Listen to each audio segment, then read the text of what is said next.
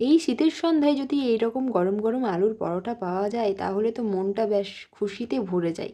যেই ভাবনা সেই কাজ, বসে পড়লাম আলুর পরোটা বানানোর জন্য।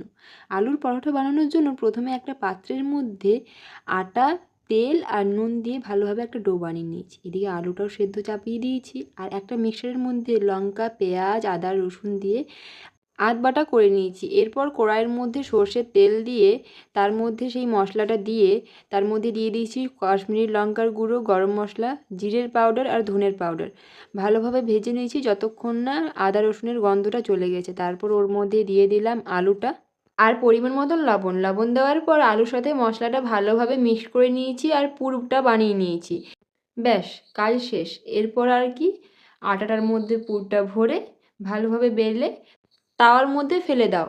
এপিট ওপিট করে ভালোভাবে সেঁকে নেওয়ার পর ঘি বা সাদা তেল দিয়ে ভালোভাবে সেঁকে নাও। ব্যাস, রেডি। আর কি, এবার একটা প্লেট উঠাও, তার মধ্যে সস দাও আর গরম গরম পরোটাটা দাও। ব্যাস, ছিঁড়ো আর মুখে পুরো। একবার ট্রাই করে দেখতে পারো, দারুণ হয়েছিল। আমি তো জাস্ট প্রেমে পড়ে গিয়েছি, আবারও